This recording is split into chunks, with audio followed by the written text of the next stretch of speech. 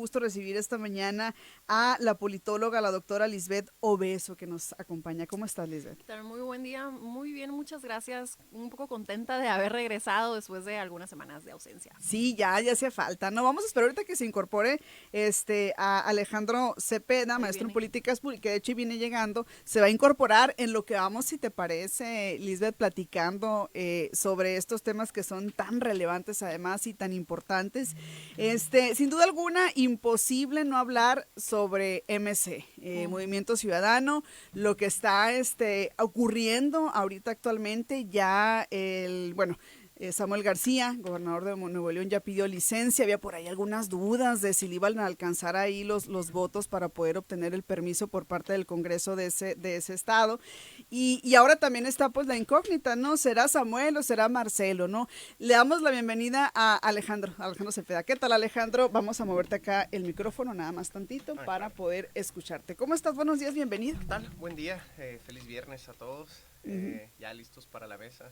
Buen día, Lisbeth, buen día, Niria. Buen Un día. gustazo. Estamos diciendo que hacía mucho que no teníamos mesa y ya estábamos así como ávidos y ávidas, ¿no? De poder platicar, comentar. Muy bien, pues empezamos, Lisbeth, si te parece contigo. Sí, con mucho gusto. Uh-huh. Pues ya nombrado como gobernador interino, que creo que había un debate ayer en redes sociales entre regias y regios acerca de cómo podían tener dos gobernadores, el de la investidura y el recién nombrado, a partir de esa realidad. Pues recordar que Arturo Salinas, alias La Manzanita, fue reconocido como el gobernador que tiene como una orientación o preferencias ahí blanquiazulitas. Pero lo relevante de esta situación es que inclusive se habían filtrado videos, bueno, más bien particularmente una entrevista donde el gobernador constitucional del estado de Nuevo León había negado categóricamente que buscaría la presidencia a mitad de su periodo y pues eh, como dicen coloquialmente, 3 doritos después, aquí Ajá. está la licencia, aquí está la concesión de la licencia. Y pues bueno, definitivamente, y esto para sus detractores y fans, deja en manos del gobierno de Nuevo León pues a esa oposición a su gobierno pues desde un punto de vista digamos más de hecho que de derecho, porque pues a final de cuentas la gente votó por MC para la gubernatura, pero en el Congreso por eh, PAN y PRI. Y esto significa que pues fue voluntad del pueblo desde un principio, no está entregando de ninguna Uh-huh. manera pues, la gobernatura a nada que la ciudadanía no esté conforme con tener también. Eso también tendríamos que subrayarlo. Ok.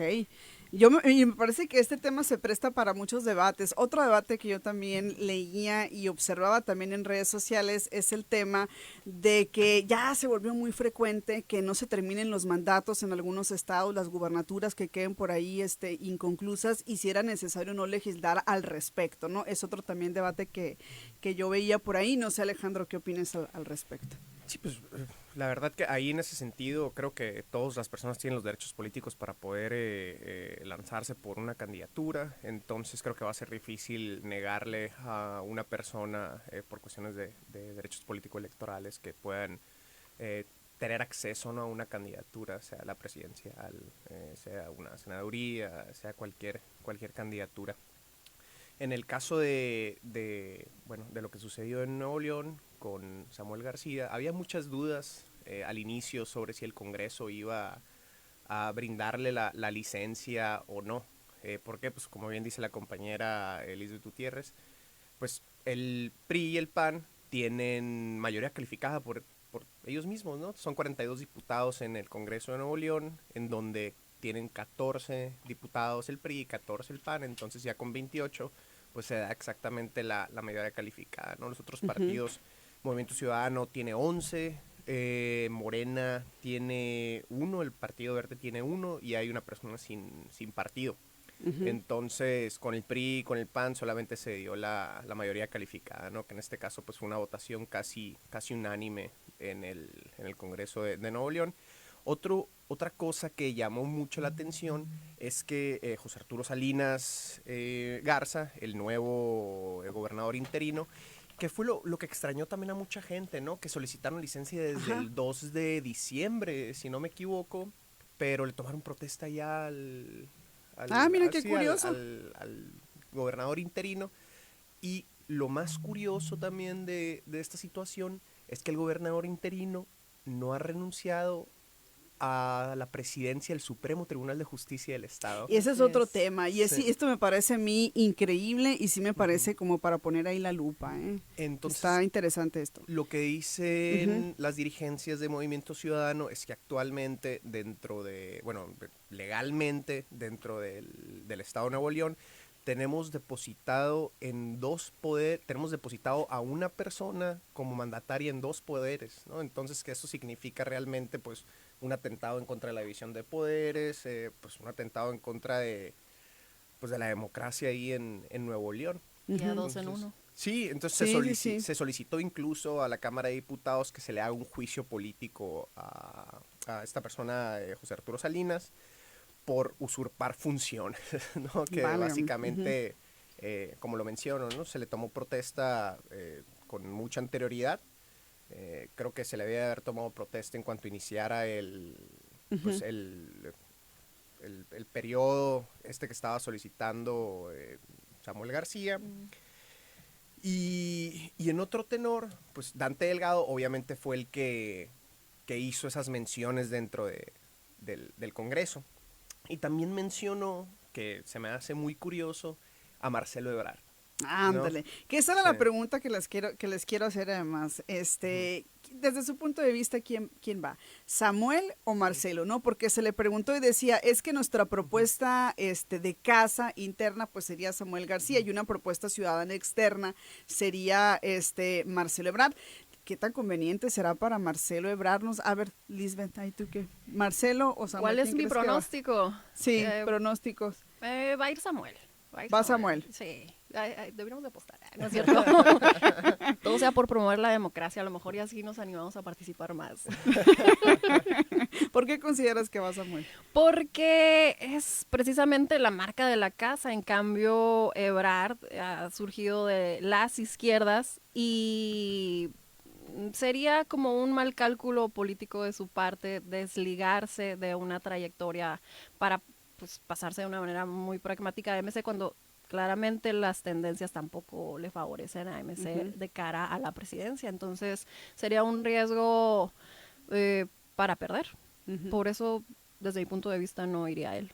Iría Samuel entonces, ¿no? Ajá. Alejandro, Samuel o Marcelo. No, muy probablemente creo que también Samuel. Definitivamente no creo que Marcelo Ebrard sea como un plan B, ¿no? Creo que el capital político que tiene Marcelo no está sujeto a ser el plan B de un partido político. Entonces, la verdad que creo que Samuel es el candidato a vencer ahora, ¿no? Creo que incluso me atrevería a decir, y esto sí lo podemos apostar aquí, compañera Lisbeth, que va a tener un porcentaje mayor que Xochitl. No, y de hecho yo estaba escuchando que bueno, ahí algunas voces decían que Marcelo Ebrard decía, es que a una interna con Samuel no me voy, ¿no? Decía ya dentro de MC, ¿no? Claro. Entonces, bueno, vamos a esperar. Sí, muy interesante, ¿no? Lo que está ocurriendo ahorita. MC, el tema del momento en el ámbito, o de los temas del momento en el ámbito político. Son las 7 de la mañana con 27 minutos. Tenemos que ir a mensajes. Sobre todo volver sobre nuestros pasos.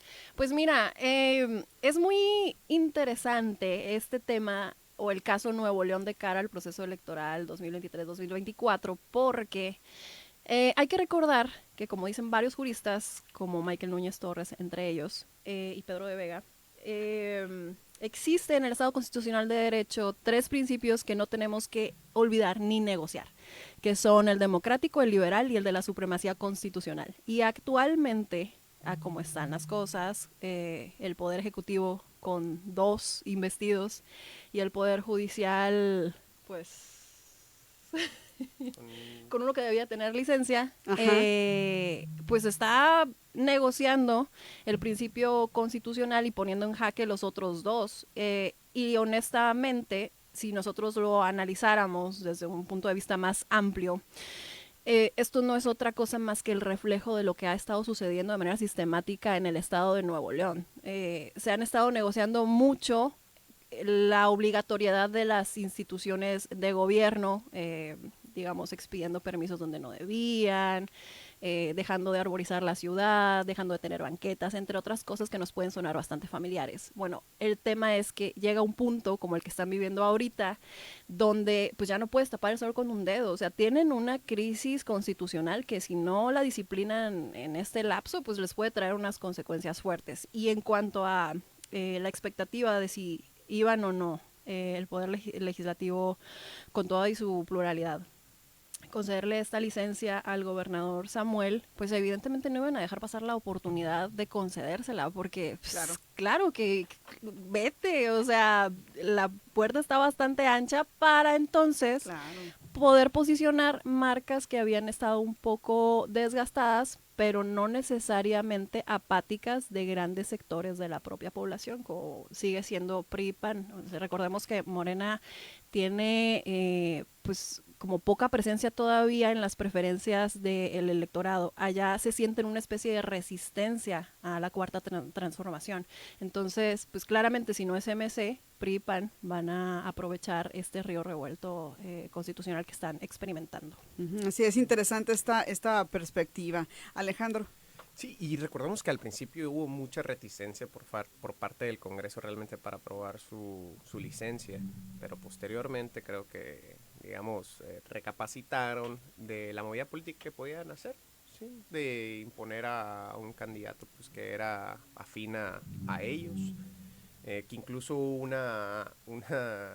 un dicho ahí por parte de un diputado que estuvo bastante interesante, que dijo, bueno, si no quieren que impongamos a alguien de nuestro partido, pues que no renuncie. ¿No? Ándale.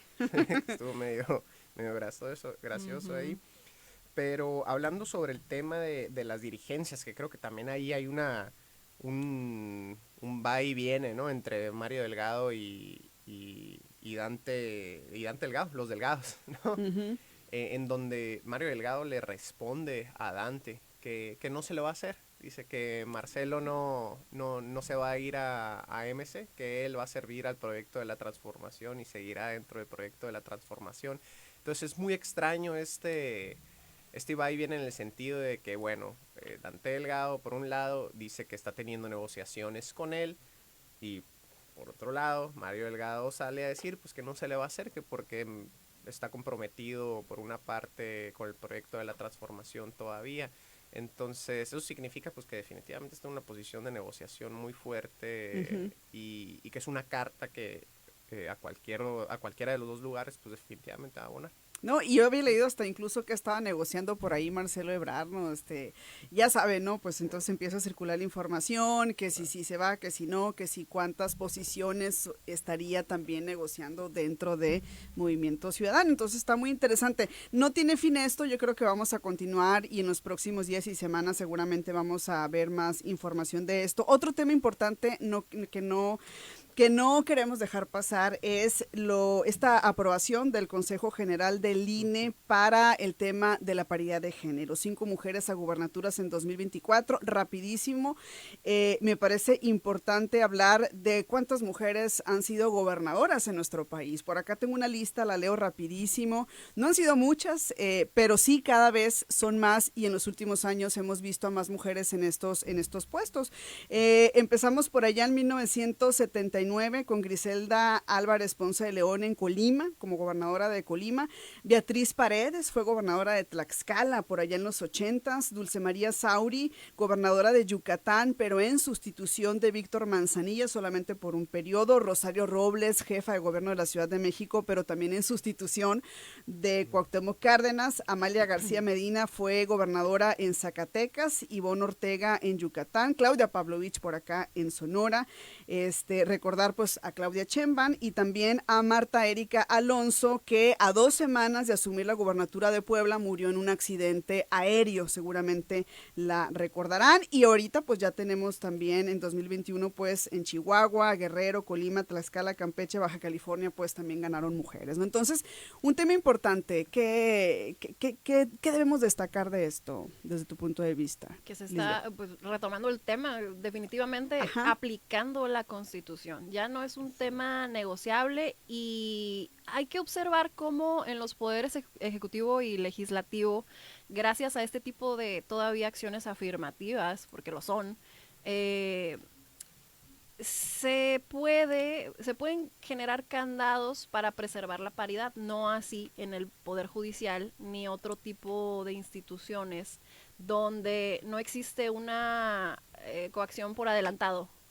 ¿Qué es esta coacción por adelantado? La postulación, que te nieguen el registro a tu candidatura, ya seas pues ciudadana o ciudadano o bien desde un partido político, para poder postular a tu planilla o a una persona a un puesto de representación popular. Como existen estas medidas, entonces se provoca la paridad, tanto en ayuntamientos como en este caso gubernaturas, pero esto no sucede en el Poder Judicial con jueces y magistrados. O sea, los representantes de primer nivel, pues claramente sus elecciones tienen otra lógica, otra realidad y otras reglas que escapan a estos mecanismos a los que están supeditados los poderes legislativo y ejecutivo, que están generando en los hechos que sí exista un equilibrio en cuanto a el número de mujeres y hombres que están asumiendo ese tipo de investiduras una vez que llegan. Además, pues sí claramente abona a visibilizar a más mujeres en el tema político, pero definitivamente no es lo único y esperemos que esto siga avanzando pues no solamente en el tema de legislaturas, sino ayuntamientos y las diputaciones, porque hay que recordar que en un contexto donde la mayoría de las posiciones tienden a ganarlas el mismo partido, debido a que registras candidaturas 50-50, es muy probable que tus poderes queden paritarios.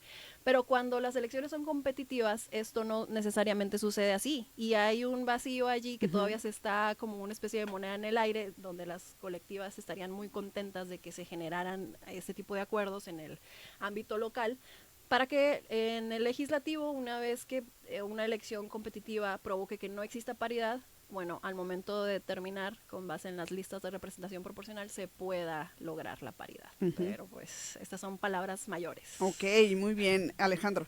Sí, es muy interesante, creo, lo que Sí. dice mi compañera Lisbeth, en el sentido de que el Poder Legislativo y el Poder Ejecutivo sí tienen paridad en todo, ¿no? Por la reforma constitucional del 2019. Y lo interesante es que el Poder Judicial no tiene esta perspectiva, ¿no? de paridad en todo. Vemos obviamente que hay pues muchos más magistrados que magistradas, y esto es por algo muy claro que viene en la ley, ¿no? En el artículo 35, fracción segunda ahí de la Constitución, pues marca que solamente aplicará el tema de paridad en todo en los puestos de elección popular. Entonces, en caso, obviamente, de que la intención del presidente Andrés Manuel López Obrador añada al Poder Judicial como una instancia de representación popular, ¿sí? Que era la intención de las reformas político-electorales que tenían pensados pues que no se aprobaron, pues también entraría esta disposición para abarcar a los magistrados y magistradas. Y fue muy interesante el debate en el Consejo General del INE sobre el tema de paridad, hubo decisión unánime, ¿no? En la aprobación, debido a que precisamente es una disposición constitucional, no hay un tema ahí que discutir cuando ya está en la Constitución. Aún así, el consejero UKIP sí tuvo algunos comentarios, ¿no? sobre el proyecto.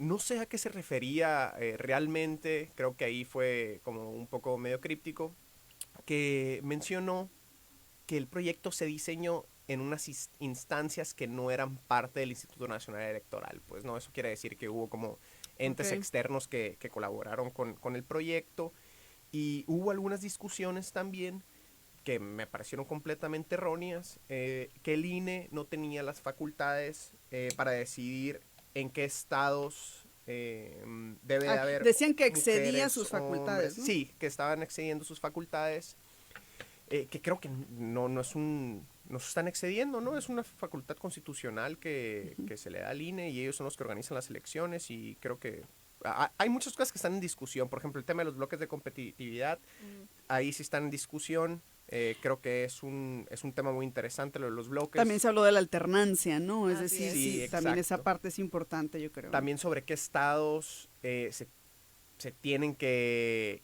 poner mujeres y cuáles hombres, si el INE puede determinar que en un estado va a ser mujer o hombre. u hombre. Entonces eso todavía creo que está en un poco más de discusión en el sentido de que lo de paridad en todo ya es un hecho, ¿no? Pero creo que lo de los bloques de competitividad está ahí un poco volando en el aire, ¿no? Sí, y a mí eso me preocupa cuando quedan cosas volando en el aire, porque luego se convierten en vacíos, son huecos que pueden aprovechar los partidos políticos para valerse de ahí y justamente no cumplir. De suerte que hay sanciones también, hay que decirlo, pero sí hay que estar pues con mucha atención a este tema, ¿no? Por todo esto. Sin duda un avance y le vamos a dar mucho seguimiento. Muchísimas gracias por habernos acompañado esta mañana.